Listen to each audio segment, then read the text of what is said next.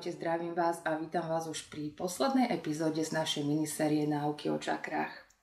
Ak ste mali sledovať predchádzajúce časti, tak ste mohli zistiť, že v každom dieli zvlášť sme hovorili o jednej čakre, o jednom energetickom centre. Hovorili sme si, aké má dominantné postavenie v rámci nášho zdravia, nášho života a rovnako ako sa môže prejaviť energetická nerovnováha. Na úpravu, harmonizáciu energetického prúdenia sme používali somatické cvičenia. A možno ste zistili, že sme systém somatických cvičení využívali presne tak, ako sa po našom narodení aktivujú jednotlivé čakry. Rovnako sme sledovali aj náš vlastný osobný motorický vývin. Začínali sme cvičiť v polohe na chrbte, dostali sme sa na svoje brucho, potom na svoje štyri, následne do sedu a končíme v stoji. A o tom, čo sú to čakry, trošku viac technické informácie a čo sú to somatické cvičenia, tieto informácie nájdete v prvom dieli. A keďže je toto 7. diel, dnes budeme venovať svoju plnú pozornosť našej 7. čakre, našej korunnej čakre.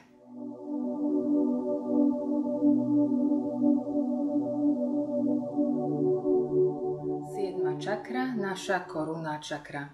A tak ako z názvu vyplýva, jedná sa o pomyselnú korunu, ktorú nosíme na vrchole svojej hlavy. Pretože každý z nás prišiel na tento svet, aby sa stal kráľom alebo kráľovnou svojho života. A keď máme energetické centrum otvorené, alebo pomyselne máme na vrchole svojej hlavy svoju korunu, vtedy sme to, čo robí človeka človekom. Máme všetky známky humánosti, ľudskosti.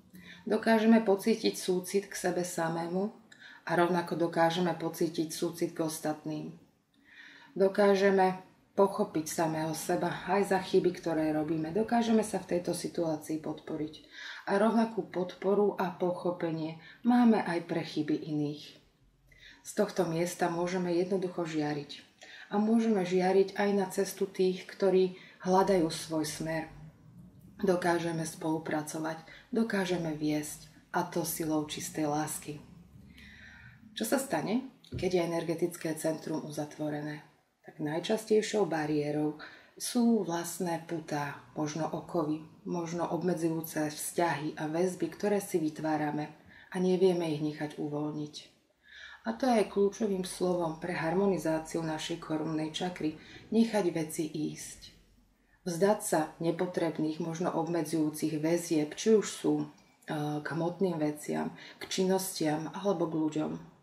Uvoľniť to, čo pre nás nie je potrebné, čo nás pomyselne ťahá smerom nadol a zabraňuje nám nasadiť si svoju vlastnú korunu na vrchol svojej hlavy. A o tom budú aj dnešné somatické cvičenia. Budeme snímať zo svojho energetického tela svoje okovy, svoje putá a budeme nechávať ísť všetky obmedzujúce vzťahy a väzby, ktoré sme si zatiaľ vytvorili a bránia nám byť skutočne človekom so všetkými známkami humánnosti, ľudskosti. Tak keď ste pripravení, môžete si takéto cvičenie so mnou teraz vyskúšať.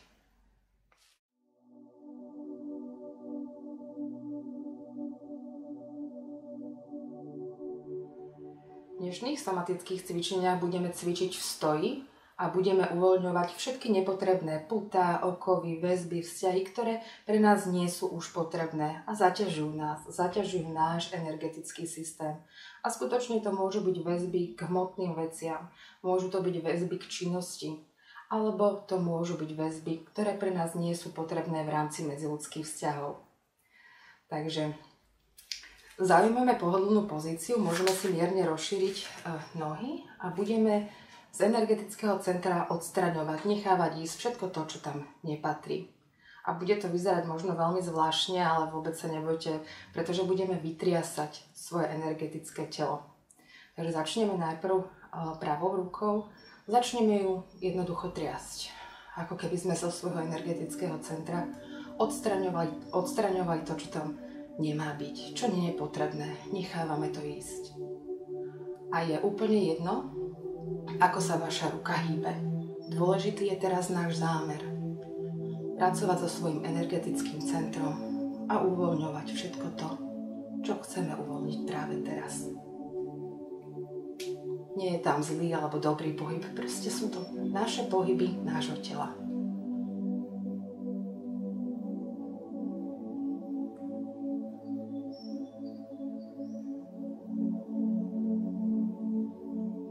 A keď cítime, že sme hotoví, prejdeme na druhú ruku a opäť len vnímame, ako uvoľňujeme zo svojho energetického tela to, čo nie je potrebné pre tento moment.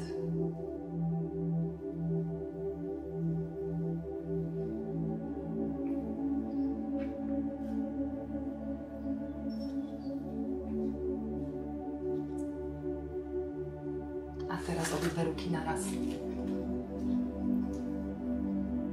Je úplne jedno, akým smerom vaše ruky vykonávajú svoju aktivitu.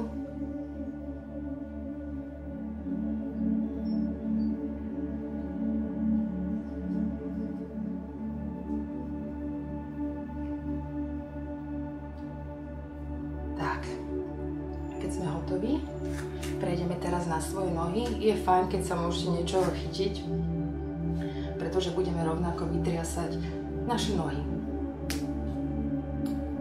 A opäť sú to veľmi intuitívne pohyby.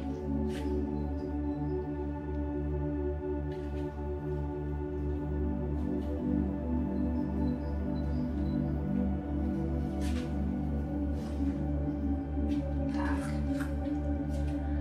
A teraz druhá noha. Snímame pomyselné okovy zo svojich nôh.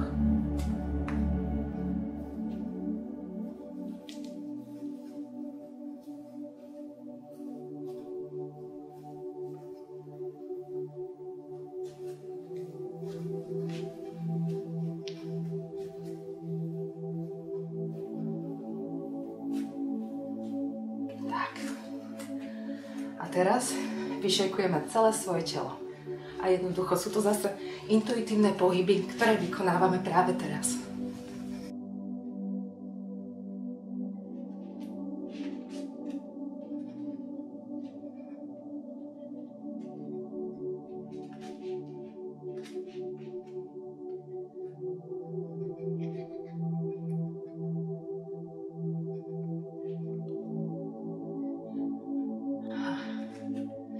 Cítime sa voľní od našich pút, od našich okov. Teraz si len umiestnime svoje ruky na oblasť tela a predýchame tento moment.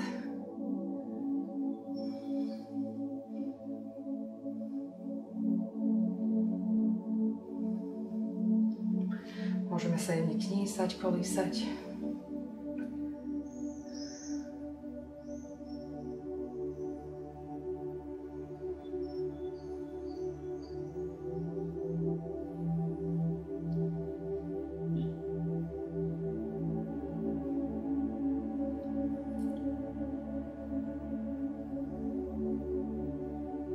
A len skúmať, ako cítime tieto pohyby.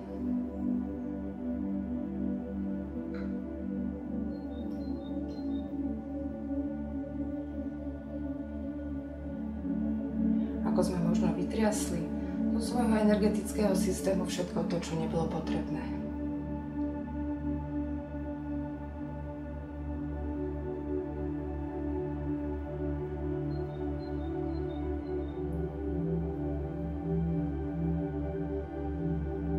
Možno sa cítime ľahší, svieži.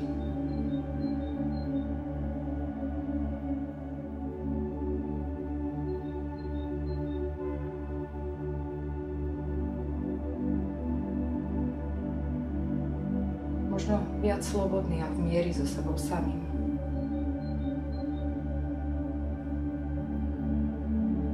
Tak, a keď sme pripravení, sme energeticky očistení, teraz si zatancujeme ešte zase opäť intuitívny tanec pre našu slobodu. Opäť môžeme sa vlniť, tancovať akokoľvek chceme. Necháme len naše telo vykonávať tento jednoduchý tanec slobody a mieru.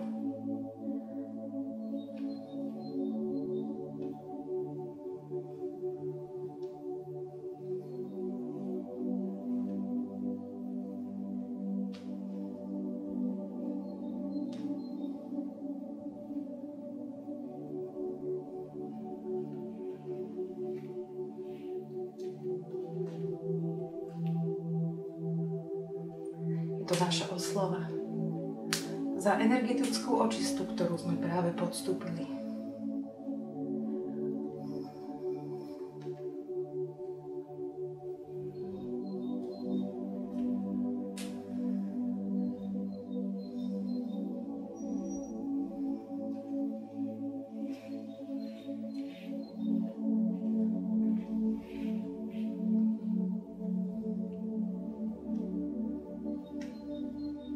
Skutočne nemusíme byť žiadnym tanečníkom.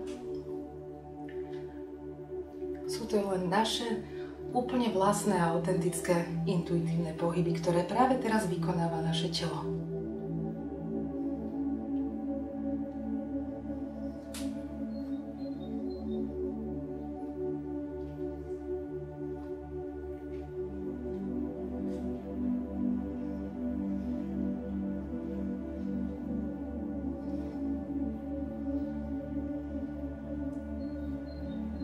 Môžete pokračovať v tanci tak dlho, ako budete chcieť.